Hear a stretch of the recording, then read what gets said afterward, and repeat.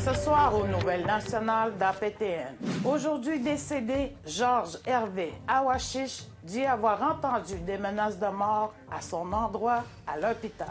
Le principe de Joyce sera déposé à l'Assemblée nationale du Québec et l'ouverture imminente d'une maison de crise à Ouachita. Oui, bonjour, je suis Sylvie Ambroise. Bienvenue aux Nouvelles nationales d'APTN. Cette semaine, je vous présente le bulletin de nouvelles de mon appartement, car je suis dans une zone rouge. Notre premier reportage ce soir, un autre Atikamekw est décédé dans un hôpital. Et comme l'incident de Joyce Echaquan, il a dit qu'il a été soumis au racisme par le personnel de l'hôpital. La Converse, un site web de journalisme, a fait une entrevue exclusive avec Georges Hervé Awashish avant sa mort. Voici le reportage. Ok, dors bien papa. Voici un des derniers messages que Shanok Awashish a envoyé à son père, Georges Hervé Awashish. Mais Georges Hervé ne s'est jamais réveillé. Il est mort 2 heures après. Mais avant, il a parlé à la Converse de son lit d'hôpital, où il a décrit avoir reçu des menaces de mort de la part du personnel hospitalier. Je suis allé aux toilettes. En revenant de la toilette, j'ai entendu des gens parler, des infirmières parler. Parlaient de man-à-one, la madame Echaquan, puis ça riait. Moi, j'ai pas parlé. Moi, j'ai continué tranquillement à aller dans mon lit. Je me suis assis dans ma chaise roulante. Après ça, j'ai entendu parler un des infirmières en disant, il dit, on a un Indien ici couché dans la chambre. Il dit, on devrait l'injecter sur le produit toxique. Il dit, son problème va être réglé, il ne marche plus pareil. M. Awashish dit qu'il a immédiatement quitté l'hôpital, mais il a été obligé d'y revenir à cause de son état de santé. Je suis même pas à l'aise, même de la misère à dormir encore, là, encore cette nuit. Là. Quelques jours après notre entrevue, Georges Hervé Awashish est décédé à l'hôpital de Chicoutimi. L'hôpital refuse de commenter l'état de ses patients, mais dit qu'une enquête externe concernant les éléments allégués est en cours. Le rapport devrait sortir d'ici quelques jours. Avant de mourir, Georges Hervé Awashish a dit qu'il voulait s'assurer que ce qu'il a vécu ne se reproduise à d'autres patients. Ben, c'est sûr que moi, je ne laisse pas passer ça, là, à des menaces de même. Je veux plus que ça arrive, ça, à d'autres patients. C'est vraiment décevant qu'est-ce qu'ils jouent de... Je trouve ça bien décevant. Ici Léla Savitch, de La Converse, à Montréal. Que pensez-vous de cette histoire? Avez-vous déjà été victime de tels propos? Nous vous invitons à nous suivre sur les réseaux sociaux. Vos commentaires, suggestions et questions sont les bienvenus. Pour nous joindre par courriel, l'adresse est le info_nouvelles@aptn.ca. Retrouvez-nous sur Facebook au @nouvelles_aptn en un mot et sur Twitter @nouvelles_aptn. Le Conseil de Manawan a l'intention de déposer à l'Assemblée nationale le principe de Joyce, un document qui va permettre à tous les Autochtones de pouvoir assurer leurs droits face aux institutions, notamment en santé et des services sociaux. Le principe de Joyce est en période de consultation et sera déposé le 28 octobre, un mois après le décès de Joyce Echaquan. 6 grandes orientations composent le principe de Joyce qui touche plusieurs secteurs. Par exemple, dans les différents ordres professionnels en exigeant d'avoir une formation spécifique en lien avec les Autochtones. Aussi, le principe propose la création d'un ombudsman au niveau de la santé et des services sociaux, et le tout mis en place avec la participation active des Autochtones. Selon Sibylle Flamand, c'est ce qui manque aux Autochtones pour avoir confiance aux institutions. On sait tous que le gouvernement Legault, il se dit que c'est un gouvernement pragmatique, actif. Donc, avec ce principe-là, on lui propose un moyen efficace pour apporter des changements réels. Une rencontre a eu lieu avec les communautés autochtones et le ministre Miller à propos des services de santé. Beaucoup d'organismes ont été aussi invités. Le ministre Miller a organisé la réunion virtuelle après le mauvais traitement de Joyce Echaquan dans un hôpital de Joliette. Des dirigeants autochtones et des professionnels de la santé autochtone ont saisi l'opportunité de partager leurs expériences avec les ministres fédéraux du cabinet. On sait que Joyce est morte. Elle devrait être en vie aujourd'hui. Mais elle n'est pas morte pour rien. Et donc, le devoir de tout politicien, de toute personne au Canada, c'est de s'assurer que sa mort signifie quelque chose et qu'on fasse quelque chose. Suite à la récente triste nouvelle des 2 enfants retrouvés morts à Wendake et de la question de l'accessibilité des services en santé mentale, je vous présente une solution possible par les Autochtones pour les Autochtones. La mort d'un enfant est toujours une tragédie, mais quand 2 jeunes vies sont prises par une autre, la douleur est grande.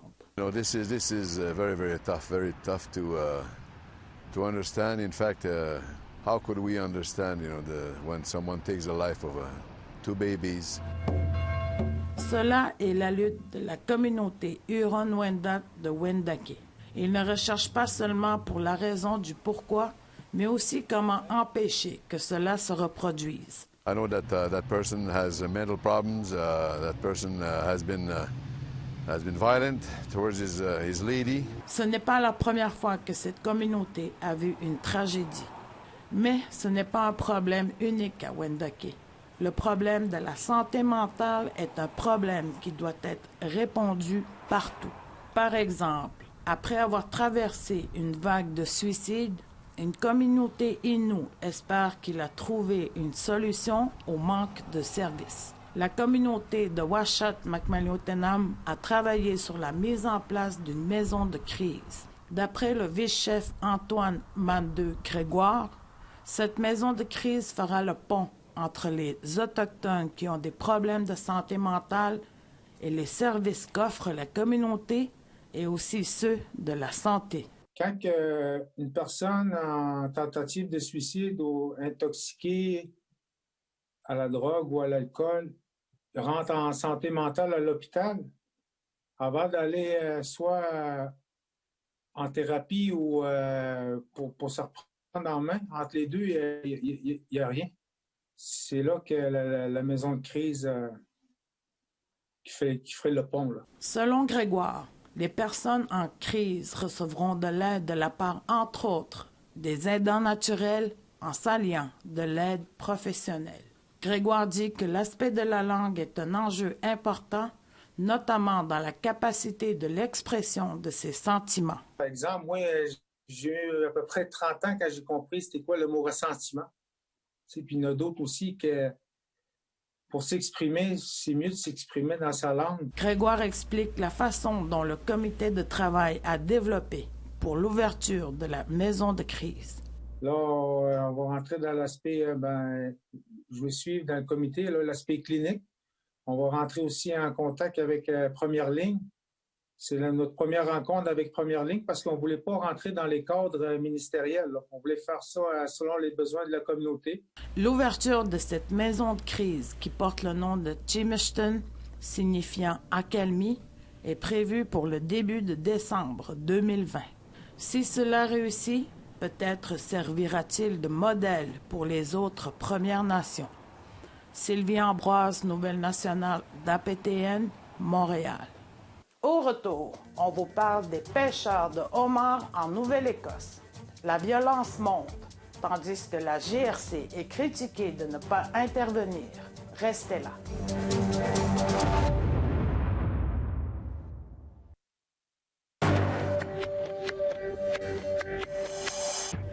Bienvenue aux Nouvelles Nationales d'APTN. En Nouvelle-Écosse, les Mi'kmaq ont été une fois de plus la cible de manœuvres d'intimidation violentes de la part de pêcheurs commerciaux. Récemment, des pêcheurs commerciaux ont encerclé 2 installations de stockage de homards alors que des pêcheurs Mi'kmaq étaient barricadés à l'intérieur. Angel Moore a les détails. lorsque Brendan Maloney, de la nation Chebet-Gennegity, a tenté de se rendre en voiture à l'installation de stockage de homards. Il s'est buté devant environ 200 personnes qui bloquaient l'entrée. Maloney a diffusé sur Facebook cette vidéo où la GRC est critiquée pour ne pas être intervenue. Alors que la noirceur s'installait, une camionnette a été incendiée, puis l'attroupement s'est dispersé. L'installation de stockage, ou dépôt, est l'endroit où est acheté le homard pêché par les membres de la nation Chebet-Gennegity. Pendant ce temps, à environ 1 heure de route, d'autres personnes entouraient un autre dépôt de homard. Le pêcheur Mi'kmaq Jason Marr était coincé à l'intérieur. Il a diffusé l'événement en direct sur Facebook. There's hundreds of them and the cops are with them saying I should leave and let them take my lobsters. I told them I'm not leaving until I leave with my lobsters. On peut voir la police à proximité lorsque des caisses de homards sont enlevées. Marr a indiqué qu'environ 3000 livres de homards avaient été détruites. Jolene Marr, la sœur de Jason, a confronté la police.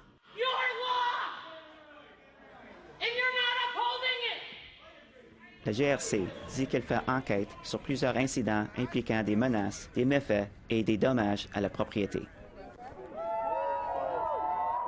La Première Nation Chebet-Gennegity a entamé le mois dernier sa pêche modérée de subsistance, suscitant en perpétuel tollé de la part des pêcheurs commerciaux, malgré le fait que la Cour suprême ait confirmé le droit issu du traité avec le peuple Mi'kmaq de pêcher et de se réunir pour gagner une subsistance convenable.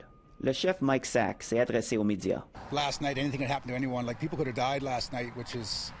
Somebody's going to be held accountable, and we'll be taking further action. On peut craindre que si les Mi'kmaq continuent de faire valoir leurs droits issus de traités, des incidents de ce genre se répéteront.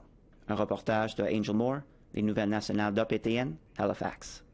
La bulle atlantique a éclaté. L'augmentation du nombre de cas de COVID-19 a entraîné la fermeture des frontières du Nouveau-Brunswick à tout le monde, à l'exception des travailleurs essentiels, ce qui empêche les élèves Mi'kmaq du Québec de se rendre à leur classe au secondaire. Puisque le Nouveau-Brunswick resserre ses frontières, environ 100 élèves du secondaire de la Première Nation de l'Estigouche ne peuvent pas traverser le pont depuis le Québec pour suivre leurs cours. Pourtant, une élève peut se rendre au Nouveau-Brunswick pour travailler à son emploi à temps partiel au Dairy Queen. Anna Vicaire trouve injuste le fait de pouvoir aller vendre de la crème glacée, mais de ne pas pouvoir aller à ses cours. Yeah, it just makes me really angry that, like, the students aren't considered essential. If anything, we should be the first in line to be considered essential. Because that's our education. They're denying our right to learn. Un potager pas comme les autres a été aménagé au cœur du territoire Mohawk de Tyendinaga. Il n'est cependant pas possible d'y récolter les légumes, du moins pour l'instant. Un reportage d'Annette Francis. Ce lot de 5 hectares fait maintenant partie du Kentucky Seed Sanctuary Center, ou Sanctuaire de semences Kentucky. Plus de 100 variétés de légumes y poussent. Bien qu'il s'agisse de nouveaux plants, ces derniers sont issus de semences patrimoniales, remontant jusqu'aux années 1400. Ce projet a vu le jour grâce à l'aide de Kate Henderson. Many of them would have been grown on Turtle Island for a long time, for a lot longer than that. We just don't have the documentation to back that up yet. Maybe shake a little bit more. May Henderson indique que la préservation des semences est une pratique agricole qui s'est perdue. C'est pourquoi il est important de continuer à les cultiver dans le secteur. Janice Brandt est ravie d'être impliquée dans ce projet qui la passionne car elle a grandi dans un milieu agricole. Elle estime que c'est une chance d'avoir la transmission des semences. C'est la première récolte sur l'île. Et bien que tous les légumes qui y poussent semblent savoureux, ils ne sont pas encore prêts à être mangés. Most of our mission is concentrated on the production of the seed itself, so that then the seeds can be distributed and more people can start growing. And that actually helps the food system by making more foods available locally to people. Selon Nikki Houghton, les semences ont toujours joué un rôle dans la culture et l'enseignement Mohawk. Et il est important de perpétuer cette tradition. C'est pourquoi elle fait du bénévolat à cet endroit. A Haudenosaunee person, seeds comes from our creation story, right? Our first woman that fell from the sky brought with her seeds. And so in that teaching, it tells us that women are protectors of seeds and growers of seeds and So I really wanted to be involved in that. Selon Janice Brandt, certaines semences récoltées ont été distribuées aux membres de la collectivité. On espère ainsi s'assurer que la tradition Mohawk de transmission des semences continue pour les générations futures. Un reportage d'Annette Francis, Nouvelle nationale d'APTN, territoire Mohawk de Tyendinaga. Après la pause, je vous présente une entrevue avec Maya Cousineau-Mullen, écrivaine et conseillère en développement autochtone pour Évoque Architecture. Nous discuterons de l'actualité. Soyez là.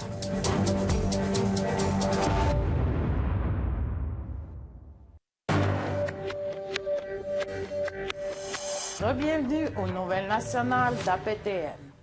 Cette semaine, nous recevons Maya Cousineau-Mullen, écrivaine et conseillère en développement autochtone pour Évoque Architecture. Nous allons discuter de l'actualité autochtone, le point de vue d'une artiste. Oui, merci d'être avec nous. Tinashkumetan, merci. Dans une vidéo que vous avez diffusée sur votre page Facebook, vous avez témoigné d'une situation troublante lorsque vous avez travaillé il y a quelques années pour le secrétariat de la jeunesse. Pouvez-vous nous relater cette histoire? Plus précisément, c'est que j'étais engagée pour le secrétariat aux affaires autochtones. Lui dont on parle actuellement, c'était sous le gouvernement péquiste de Lucien Bouchard. Je travaillais avec une dame là-bas et je devais suivre les travaux du Sommet du Québec et de la jeunesse, donc les différents chantiers de consultation. Et par la suite, j'ai été élue représentante jeunesse pour Femmes autochtones du Québec. Et là, on m'a dit, Maya, tu es en conflit d'intérêts, tu ne peux plus travailler pour nous. Fait que mon contrat s'est terminé, mais c'était au moment où on cherchait d'avoir une bonne représentation autochtone à ce grand sommet du Québec et de la jeunesse. Donc, on avait invité une délégation de représentants autochtones de différentes nations et des différents organismes. Et moi, j'étais là pour Femmes autochtones du Québec. Et je me souviens, on avait 2 fonctionnaires qui étaient attitrés à notre délégation et qui devaient sans doute nous suivre et peut-être un petit peu plus nous espionner que nous aider, je crois. Et je me rappelle être arrivée au centre de convention à Québec et ils m'ont vraiment agrippée par le bras, mais vraiment agrippée, là. C'était pas une accolade affectueuse. Et ils m'ont dit, là, Maya, il faut que tu choisisses, c'est le Québec ou les femmes autochtones. Et ma réponse a jailli vraiment de manière spontanée. J'ai dit les femmes autochtones. Et c'était dans les années, mon Dieu, 98-99 environ. Donc, c'était quand même récent. Ouais. Quels seraient les meilleurs moyens pour une réelle réconciliation ou du moins un rapprochement? Oh là là. Si je reprends un exemple, mon parcours personnel, parce que pour ceux qui me connaissent, j'ai été adoptée par des Québécois. Et pour l'avoir vécu de manière très intime dans mes relations, dans ma famille, on remarque qu'il y a une grande ignorance car l'histoire est tellement mal enseignée. J'apprends encore à des gens, à des amis, des non-autochtones, qu'il y a eu des expériences médicales sur nous, qu'il y a eu les pensionnats autochtones, qu'il y a eu les stérilisations forcées, les 60 scoops, donc la rafle des années 60 à 80-90. Et les gens, des fois, la mâchoire leur tombe et disent « Ben non, c'est pas arrivé dans notre pays. » Oui, c'est arrivé. Et on oublie souvent que le Canada est un très jeune pays. Il y a une montée de la violence dans les communautés, et ce, dans les familles. Comme ce triste événement à Wendake, que croyez-vous qu'il se passe? Ben, il faut se rappeler qu'on est dans un contexte de pandémie, hein? On est dans une situation où on fait juste se promener autour de nous et on sent que les gens sont agressifs, négatifs. On est dans une période d'incertitude intense. On ne sait pas encore combien de temps cette situation-là va nous accompagner. Et on le sait, dans les communautés, c'est comme des petits villages, hein. Il y a une mentalité de village, donc les gens savent tout sur l'un et sur l'autre. Et il peut y avoir sans doute des situations de tension, qu'on a de la misère à gérer. Il arrive malheureusement des drames effroyables, comme il s'est passé cette semaine. Mais quand on regarde aussi en nous, dans les différentes communautés, où je reprends encore ma famille Innu, car ma famille Innu a été un grand outil de résilience chez moi dans mon affirmation identitaire, c'est que on a eu ce qu'on appelle le trauma intergénérationnel. Et cela se répercute dans les générations qui suivent. Ce que je trouve bien dans la mienne, c'est que, un exemple, je pense à ma sœur Nancy Mullen, qui est une incroyable femme qui a eu 4 enfants, qui a réussi à bout de bras, malgré l'enfance difficile qu'elle a eue, d'amener ses 4 enfants à une maturité et une sécurité et une fierté d'eux-mêmes qui, encore aujourd'hui, m'émerveille. Et je vois ma nièce Shanice, qui a un petit garçon, et j'espère que pour ces générations-là, le traumatisme intergénérationnel est en train de disparaître. Tu sais, parce que je vois ces enfants-là qui sont affirmés, qui sont fiers de leurs racines, qui parlent leur langue, qui se retrouvent dans ce territoire et qui veulent utiliser tous ces outils-là pour entretenir le dialogue. Et ce n'est pas des gens, en tout cas dans ma famille, ce ne sont pas des gens qui sont fermés aux autres. Ils sont au contraire d'une résilience que je trouve merveilleuse. Quel rôle joue un artiste comme vous pendant les périodes difficiles, comme le mois dernier? On est des transmetteurs de sensibilité. On est des gens, les artistes ont ce don incroyable et douloureux de ressentir les choses à un degré plus haut que les gens qui ne sont pas artistes. On pense à tous ces grands poètes comme Baudelaire qui ont développé des problèmes parce que sans doute cette sensibilité-là était trop dure à gérer. Et si je repense dans mon cas à moi, en tant que poète, ce qui s'est passé, un exemple avec Madame Echaquan, c'est quelque chose qui m'a atteint plus fort que je le pensais, qui a été bouleversant et qui m'a laissé dans une période de réflexion et de création. Donc, j'ai partagé dernièrement une série de poèmes sur cette triste histoire.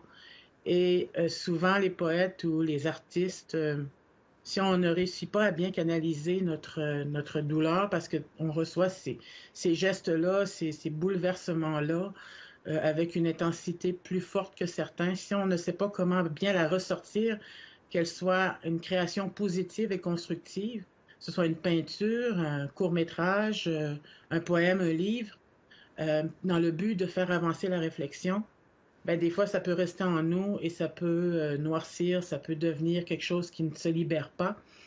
Et ça peut soit bloquer, je crois, notre inspiration ou ça peut, à quelque part, peut-être nous rendre malades, hein, malades pour maladir. Donc, quelque chose qu'on a de la misère à exprimer. Donc, voilà. Puis moi, la poésie a été un exutoire très efficace qui m'a permis, en fait, d'avancer dans ma réflexion. Fait que les artistes ont un rôle important de porte-parole des différentes nations pour exprimer la beauté, exprimer l'indignation face à un drame, la colère face à une situation sociale comme le racisme systémique. Hein, j'ai pas peur de dire ce mot, parce qu'il y a du racisme systémique au Canada et au Québec, il faut se le dire.